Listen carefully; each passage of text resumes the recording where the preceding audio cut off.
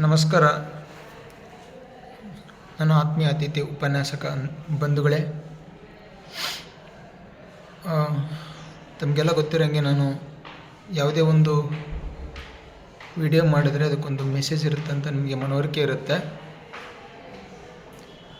ತಮ್ಮಲ್ಲಿ ವಿನಂತಿ, ಈಗಾಗಲೇ ನಿಮ್ಗೆ ಗೊತ್ತಿರೋಂಗೆ ನಮ್ಮ ಅಕ್ಷಯ ಟೀಮ್ ನೇತೃತ್ವದಲ್ಲಿ, ಕಾಂತಕುಮಾರ್ ಸರ್ ನೇತೃತ್ವದಲ್ಲಿ ಈ ನಕಲಿಗಳ ವಿರುದ್ಧ, ಅಂದರೆ ನಕಲಿ ಪ್ರಮಾಣ ಪತ್ರ PhD ಆಗಿರ್ಬೋದು, PH ಆಗಿರ್ಬೋದು, MPhil ಆಗಿರ್ಬೋದು, ಈ ಪ್ರಮಾಣ ಪತ್ರಗಳು ತಂದಿರತಕ್ಕಂಥ ಉಪನ್ಯಾಸಕರ ವಿರುದ್ಧ ಹೋರಾಟಗಳು ನಡೀತಿರೋದು ತಮಗೆಲ್ಲ ಗೊತ್ತಿದೆ. ಇದು ಒಂದು ಹಂತಕ್ಕೆ ಬಂದಿದೆ. ತಮ್ಮಲ್ಲಿ ವಿನಂತಿಸಿಕೊಳ್ಳೋದೇನೆಂದರೆ, ಯಾರು ಕೂಡ ತಮ್ಮ ಕಾಲೇಜುಗಳಲ್ಲಿ ಪ್ರಾಮಾಣಿಕವಾಗಿ PhD ಮಾಡಿ ಅಥವಾ PH ಇದ್ದವರು ನಿಮ್ಮ ಕಾಲೇಜಿನಲ್ಲಿ ಯಾವ ಉಪನ್ಯಾಸಕ ನಕಲಿ ಅಂತ ತಂದಿದ್ದಾರೋ ಅವರ ವಿರುದ್ಧ ದೇಶವನ್ನು ಕಟ್ಕೋಬೇಡಿ. ಅವರ ವಿರುದ್ಧ ಯಾವುದೇ ಅಪರಾಧವನ್ನು ಮಾಡಬೇಡಿ.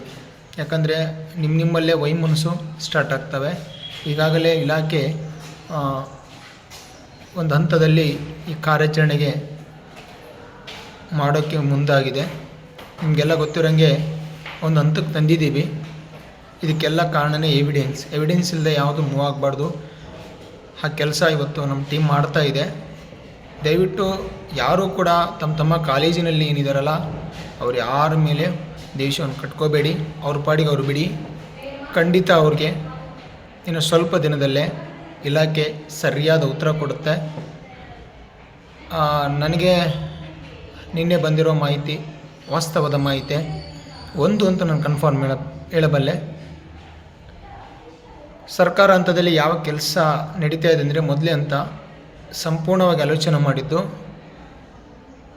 ಇವರು ಯಾರು ಆಕ್ರಮಣ ಅಥವಾ ಈ ನಕಲಿ ಆಕ್ರಮಣ ಜಾಲದಲ್ಲಿ PhD ಅಥವಾ PH ಅಥವಾ MPhil ತೆಗೆದುಕೊಂಡು ಬಂದು ಜಾಯಿನ್ ಆಗಿ ಕೆಲಸ ಮಾಡ್ತಿದ್ದಾರೋ ಅವರ ವಿರುದ್ಧ ಕಂಪ್ಲೀಟ್ ಒಂದು ಕ್ರಿಮಿನಲ್ ಕೇಸ್ ದಾಖಲೆ ಆಗ್ತಕ್ಕಂಥ ಒಂದು ಸಂದರ್ಭ ಬಂದೈತಿ. ಅದರ ಜೊತೆಗೆ ಅವರ ID ಬ್ಲ್ಯಾಕನ್ನು ಮಾಡ್ತಾರೆ. ಮಾರ್ಕ್ಸ್ ಕಾರ್ಡ್ ಇದೆಯಲ್ಲ, SLC ಮಾರ್ಕ್ಸ್ ಕಾರ್ಡು, ಅಲ್ಲಿ ರೆಡ್ ಮಾರ್ಕ್ ಮಾಡಿಕೆ ಅವರಿಗೆ ID ಅಂದರೆ SLC ಮಾರ್ಕ್ಸ್ ಕಾರ್ಡನ್ನು, ಆ ರಿಜಿಸ್ಟರ್ ನಂಬರನ್ನು ID ಬ್ಲ್ಯಾಕ್ ಮಾಡ್ತಾರೆ. ಸಂಪೂರ್ಣವಾಗಿ ಅತಿಥಿ ಉಪನ್ಯಾಸಕರಿಂದ ಇವರು ಹೊರಗೆ ಹೋಗ್ತಾರೆ. ಹಾಗೂ ಮುಂದಿನ ಯಾವುದೇ ಸರ್ಕಾರಿ ಜಾಬ್ ಕೂಡ ಇವರು ಅನರ್ಹರು. ಯಾಕಂದರೆ it is one of the big criminal case, fraud ಇದು ಒಂದು. ಅದರಲ್ಲಿ ಈ ಬೇರೆ ಇಲಾಖೆಯಾಗಿ ಆದರೆ ಒಂದು ಕ್ಷಮೆ ಇರ್ಬೋದು, ಅಥವಾ ಶಿಕ್ಷಣ ಇಲಾಖೆ. ಹಾಗಾಗಿ ಸರ್ಕಾರ ಒಂದು ಒಳ್ಳೆ ಹೆಜ್ಜೆ ಇಟ್ಟಿದೆ. ಇದು ಮಾತ್ರ ಮೋರ್ ದೆನ್ ಚರ್ಚೆ ಆಗ್ತಿದೆ. ಬಟ್ ಇನ್ನುಳಿದಿದ್ದು ಕಮಿಟಿ ಅಂತ ಹೇಳ್ತಿದ್ದಾರೆ, ಅದು ನನಗೆ ಅಷ್ಟೊಂದು ಮಾಹಿತಿ ಬರ್ತಾ ಇಲ್ಲ. ಬಹುಶಃ ಇವತ್ತು ಅಥವಾ ನಾಳೆ ಬಂದರೆ ಅದನ್ನು ಹಂಚ್ಕೊಳ್ತೀನಿ. ತಮ್ಮಲ್ಲಿ ವಿನಂತಿ ಏನಂದರೆ, ಯಾರೂ ಕೂಡ ಹೆದರಬೇಡಿ.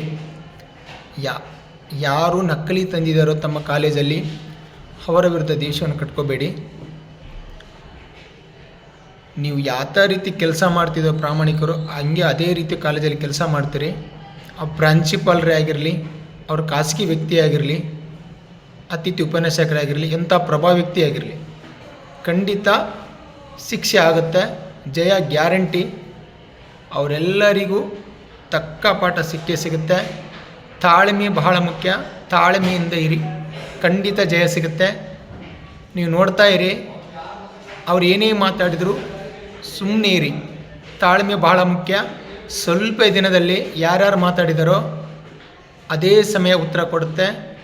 ಸರ್ಕಾರ ಹಂತದಲ್ಲಿ ಕಾರ್ಯಾಚರಣೆ ಸಾಗಿದೆ. ಸರ್ಕಾರದ ಕೆಲಸ ಎಷ್ಟು ನಿಧಾನ ಅಂತ ನಿಮಗೆ ಗೊತ್ತು. ಸುಮಾರು ಚರ್ಚೆ ಆಗಿದೆ. ಮಾನ್ಯ ಮುಖ್ಯಮಂತ್ರಿಗಳ ವಿಷಯ ಮುಟ್ಟಿದೆ ಅಂದರೆ ನೀವೇ ಅರ್ಥ ಮಾಡ್ಕೊಳ್ಳಿ. ಬಹುಶಃ ತಮಗೆಲ್ಲ ಗೊತ್ತಿರ್ಬೋದು, ಇಲಾಖೆಯಿಂದ ಆಗದೆ ಇದರ ಕೆಲಸ ಇನ್ಯಾರು ಮಾಡ್ತಾರೆ ಅಂಥೇಳಿ ಅದೇ ಇಲಾಖೆದವರು ಲೋಕಾಯುಕ್ತರು ಕೊಡ್ತಾರೆ. ಅವ್ರು ಕೊಡದೇ ಇದ್ದರೆ ನಮ್ಮಲ್ಲಿ ಎವಿಡೆನ್ಸ್ ಆಗಲೇ ಮೂವ್ ಮಾಡಿದ್ದೀವಿ. ಸೊ ಅವರು ಹೇಳಿದ ರೀತಿಯೇ ಹೋಗಿದ್ದೀವಿ. ನೆಕ್ಸ್ಟು ಇವ್ರು ಮಾಡಿದ ಕೆಲಸ ಲೋಕಾಯುಕ್ತರು ಮಾಡ್ತಾರೆ. ಒಂದೊಂದು ಹೇಳಬಲ್ಲೆ, ಖಂಡಿತ ಜಯ ಸಿಗುತ್ತೆ. ಯಾರು ಅನ್ಯಾಯ ಮಾಡಿದ್ದಾರೆ ಅವರೆಲ್ಲ ಕಂಬಿ ಎಣಿಸ್ತಾರೆ. ಪ್ರಾಂಶುಪಾಲರೇ ಆಗಿರಲಿ ಅವರು. ಯಾಕಂದರೆ ಪ್ರಾಮಾಣಿಕ ಇದ್ದರೆ ಜಯ ಸಿಗಲೇಬೇಕು, ಸಿಗುತ್ತೆ. ಇನ್ನೊಂದು, ಸುಮ್ಮನೆ ಬೆದರಿಕೆ ಕರೆಗಳು ಬರ್ತಾ ಇದ್ದಾವೆ. ಅದಕ್ಕೆ ನಾವು ಯಾವುದೇ ಕಾರಣಕ್ಕೂ ನಂಚಲ್ಲ. ಹೋಗ್ತಾ ಇರೋದು ನಾವು ನ್ಯಾಯದ ಮಾರ್ಗ. ದಯವಿಟ್ಟು ನಾವು ತಪ್ಪು ದಾರಿಯಲ್ಲಿ ಹೋಗ್ತಾ ಇಲ್ಲ. ಏನೇ ಬೆದರಿಕೆ ಕರೆಗಳು ಮಾಡಿದರೆ ನಾವು ಅಂಜೋರಲ್ಲ, ಅನ್ಯಾಯದ ಮಾರ್ಗ ಹೋಗ್ತಾ ಇಲ್ಲ, ಸರಿಯಾದ ಮಾರ್ಗ ಹೋಗ್ತಾ ಇದ್ದೀವಿ. ಯಾರು ದುಡ್ಡಿನ ಬೇಡಿಕೆ ನೀಡ್ತಿದ್ದಾರೆ ಅವರೆಲ್ಲ ಆಡಿಯೋಗಳನ್ನು ನಾನು ಏನು ಮಾಡಿದ್ದೀನಿ, ಸೊ ನಂಬರ್ಸನ್ನು ಇಟ್ಕೊಂಡಿದ್ದೀನಿ, ಆಡಿಯೋನ ಇಟ್ಕೊಂಡಿದ್ದೀನಿ. ಬಹುಶಃ ಅದು ನಾನು ಸಮಯ ಬಂದಾಗ ಅದನ್ನು ಪಬ್ಲಿಕ್ ಮಾಡ್ತೀನಿ. ದಯವಿಟ್ಟು ದುಡ್ಡಿನ ಆಮಿಷಕ್ಕೆ ನನಗೆ ಬಲಿ ಕೊಡಬೇಡಿ. ಜನತೆ ನನ್ನ ನಂಬಿದೆ. ನೀವು ಏನೇ ಅಷ್ಟು ನಮಗೆ ದುಡ್ಡು ಕೊಡಬೇಕಂತ ಏನಾದರೂ ನಿಮ್ಮ ಮನಸ್ಸಲ್ಲಿತ್ತಂದರೆ ನಮ್ಮ ಅಕ್ಷಯ ಟೀಮ್ನ ಒಂದು ಹೆಸರು ಮೇಲೆ ಅನಾಥಾಶ್ರಮ ಕೊಟ್ಬಿಡಿ, ಅದು ಒಳ್ಳೆಯದಾಗುತ್ತೆ. ದಯವಿಟ್ಟು ಧೈರ್ಯವಾಗಿರಿ. ಯಾರ ಮೇಲೆ ಯಾರು ಅಪೋದನೆ ಬೇಡ, ದ್ವೇಷ ಇಟ್ಕೋಬೇಡಿ.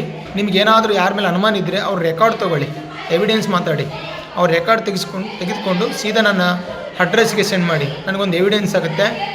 ಒಂದು ಹೇಳಬಲ್ಲೆ, ಸುಮಾರು 4,000 ಜನ PhD ತಂದಿರೋ ಹೊರ ರಾಜ್ಯದಿಂದ 90% ಫೇಕು.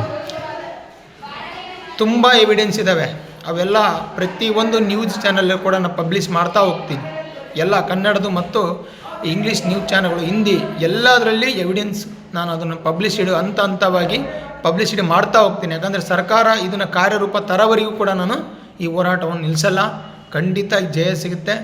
ಸಂತೋಷವಾಗಿರಿ, ದ್ವೇಷ ಕಟ್ಕೋಬೇಡಿ, ಸೈಲೆಂಟ್ ಆಗಿರಿ. ಅವ್ರು ಯಾರ್ಯಾರು ಮಾಡಿದಾರೋ ಅವ್ರು ಕಂಬಿ ಎಣಿಸ್ತಾರೆ, ಅವ್ರು ಮಾಡಲಿ, ಇನ್ನೊಂದು ಸ್ವಲ್ಪ ದಿನ ಮಾಡ್ತಾರೆ ಅಷ್ಟೇ. ಅವ್ರು ಮಾಡಿದ್ದುಣ್ಣು ಮಾರಯ್ಯ. ಉಪ್ಪು ತಿಂದವನು ನೀರು ಕುಡಲೇಬೇಕು. ಕಳ್ಳ ಯಾವತ್ತೂ ತಪ್ಪಿಸೋಕ್ಕಾಗಲ್ಲ. ಸತ್ಯ ಯಾವತ್ತಿದ್ರೂ ನಿಧಾನವಾಗಿ ಬಂದರೂ ಗೆಲ್ಲುತ್ತೆ ಅನ್ನೋದೊಂದು ಮನವರಿಕೆ ಇರಲಿ. ಸೊ ಆರಾಮಾಗಿ ಕೆಲಸ ಮಾಡ್ತೀರಿ, ಅವರಿಗೆ ಖಂಡಿತ ಶಿಕ್ಷೆ ಆಗುತ್ತೆ ಅಂತ ಹೇಳ್ತಾ ಮುಗಿಸ್ತೀನಿ.